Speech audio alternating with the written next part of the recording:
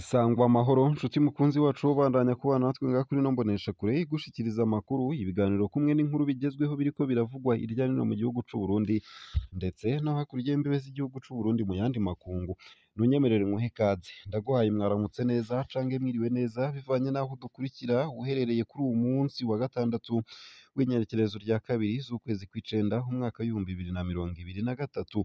Wowe udukurikira uri mu gihugu c'u Burundi mu bisagara bitandukanye nko mu gisagara c'ubudandaji Bujumbura, mu gisagara ca politike mu ntara ya Gitega nyene, mu ntara ya Karuzi, mu ntara ya Muramvya, mu ntara ya Cibitoke, mu ntara ya Rutana, mu ntara ya Bururi no mu zindi ntara zitandukanye ngaha mu gihugu c'u Burundi. Ndaguhaye ikaze nanagukengurukira cane ndetse nawe udukurikira uri hakurya y'imbibe z'igihugu c'u Burundi mu bihugu bitandukanye bibanyi nko mu gihugu c'u Rwanda, mu gihugu ca Repubulika Iharanira Rusangi ya Kongo, mu gihugu c'Ubuganda, mu gihugu ca Kenya, mu gihugu ca Tanzania. Mwese namwe ndabahaye ikaze ngaha kuri ino mboneshakure imwe rudende ibashikiriza amakuru, inkuru kumwe n'ibiganiro bigezweho biriko biravugwa irya nino mu bisata bitandukanye nk'igisata c'agateka ka zina muntu, igisata c'ubutungane, igisata ca politike, igisata c'imigenderanire n'ayandi makungu, igisata c'ubutunzi, igisata c'amagara y'abantu, igisata c'inkino, igisata c'indero, igisata c'uburimyi n'ubworozi kumwe n'ibindi bisata bitandukanye ngaha mu gihugu c'u Burundi, hama ikayabashikiriza mu buryo butosoye ibanje kuyatunganya no kuyakusanya yose uko yakabaye. Ndaguhaye ikaze utegerezwa rero gusa gufyonda sabone canke subscribe nawe utarafyondako kugira ubandanye urashikirwa n'amakuru yose, inkuru kumwe n'ibiganiro tubandanya gushikiriza. Abacamanza indwi barapfunzwe aho ni mu ntara ya Gitega. Hari abacamanza indwi bapfungiwe mw'ibohero rikuru rya Gitega mu murwa mukuru wa politike kuva kuri uwu wa kane mw'ijoro nk'uko ababibonye bavyemereye SOS Media Burundi tunakesha iyi nkuru. Bagirizwa ibiturire n'ukwibisha uruyeri. Narakugeza ko iyo nkuru ku buryo buramvuye ariko ntunyemerere nkugeze ko iyi nkuru ivuga kuri Florian Irangabiye umenyesha amakuru apfunzwe mu gihugu c'u Burundi. Amashirahamwe ane harimwo CPG na Human Rights Watch asaba ifutwa ry'ivyagirizwa umenyesha amakuru Florian Irangabiye. Ayo mashirahamwe ni Comité pour la Protection des Journalistes, Human Rights Watch, Amnesty International na Initiative pour le Droit Humain au Burundi. Asaba indongozi z'u Burundi gutegeka irekurwa vyihuta kandi atagisabwe no gufuta urubanza rwa Florian Irangabiye amaze umwaka wose apfungiwe mw'ibohero mu Burundi yagirizwa guhungabanya umutekano w'igihugu. Kuwa 30 Myandagaro 2023 umenyesha amakuru Florian Irangabiye yararangije umwaka wa mbere ari mw'ibuye mu Burundi. Yahagaritswe bidaciye mu mategeko ubu akaba ariko akora umunyororo yagirizwa kunegura leta.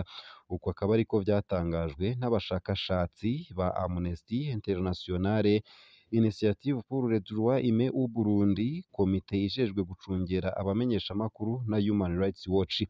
Ku bw'ayo mashirahamwe Florian Irangabiye yaciriwe urubanza hazira kuba yarakoze akazi kiwe k'umumenyesha amakuru w'iradiyo. Gucirirwa urubanza n'ipfungwa ryiwe nama bakorwa n'ubutungane kandi n'ihonyangwa ryeruye ry'uburenganzira bwo gushikiriza ivyiyumviro no gucirirwa urubanza rudahengamye. Uko akaba ariko bimenyeshwa na Tigre Chaguta, umuyobozi wa Amnesty International muri Afurika y'ubuseruko. Muri Nzero 2023 sentare nkuru ya Mukaza i Bujumbura mu gisagara c'ubudandaji yatangaje ko Florian Irangabiye yagiriwe n'icaha co guhungabanya umutekano w'igihugu, inamucira gupfungwa imyaka 10 n'ihadabu ry'umuriyoni w'amarundi arenga amadolari 150 y'abanyamerika.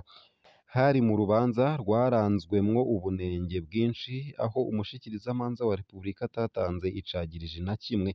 Ugukurikiranwa kwa Florian Irangabiye kwarahonyanze uburenganzira bwiwe bwo gushikiriza ivyiyumviro. Uko akaba ariko ayo mashirahamwe yongerako.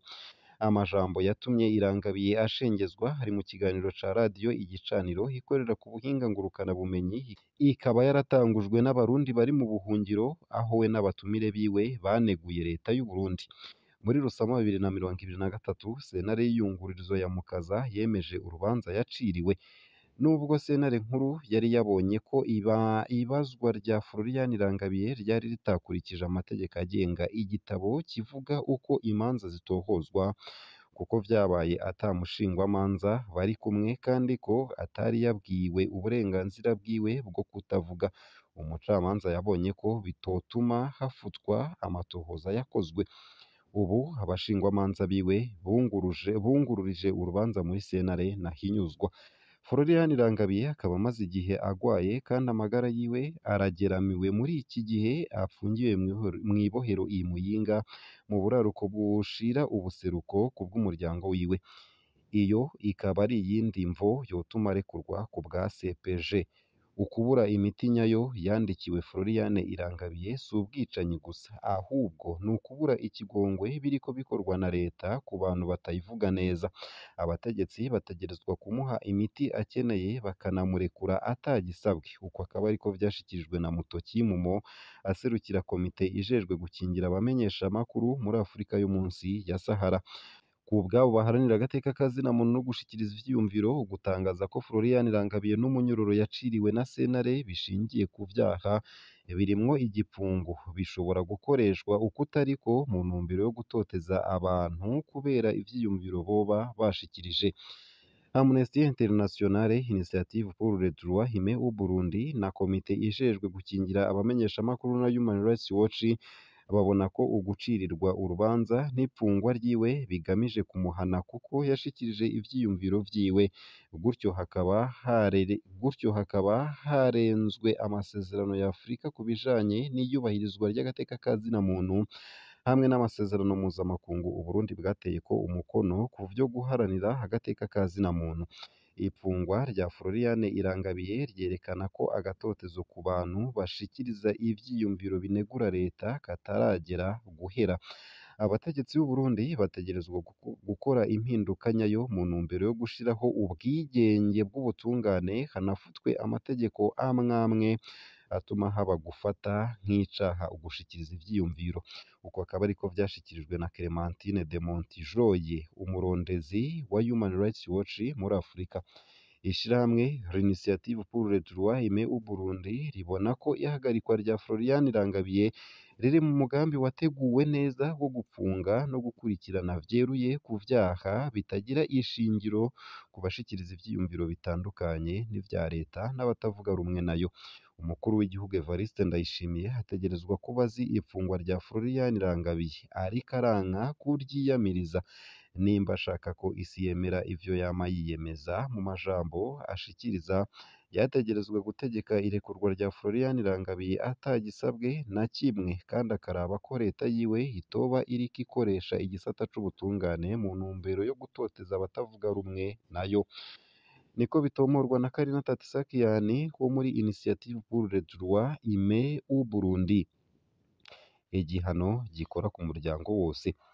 Hagati mu kwezi k'umunani uwo mukenyezi w'umumenyeshamakuru yaratanguye ukwisonzesha mu kiringo c'iminsi 4 mu ntumbero yo kwerekana umubabaro wiwe no gusaba ko arekurwa.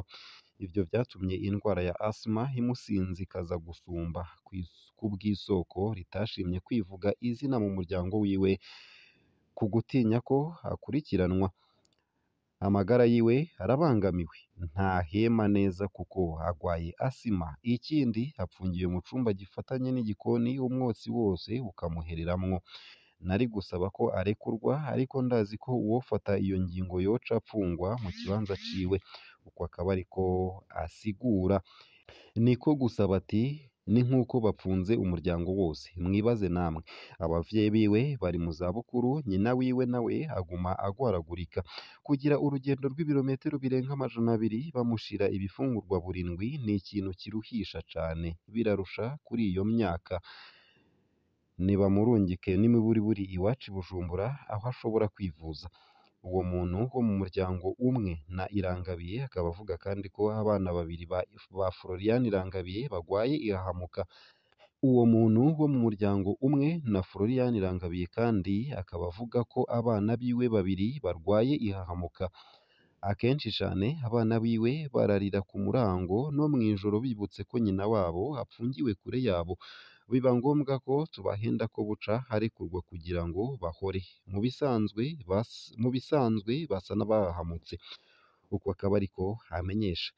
igihe Florian Rangabiye yahagarikwa yari atashe avuye mu Rwanda aho yari amaze imyaka myinshi aba, yasizeyo abamenyeshamakuru bashika 100 bahunze mu mwaka w'ibihumbi 2015, ivyo bikaba bibabaza Uburundi buguma buhendahenda u Rwanda ngo rutange abo bamenyeshamakuru bagirizwa ku karenganyo ko bakorana n'abatembagaje ubutegetsi ku wa 13 Rusama 2015.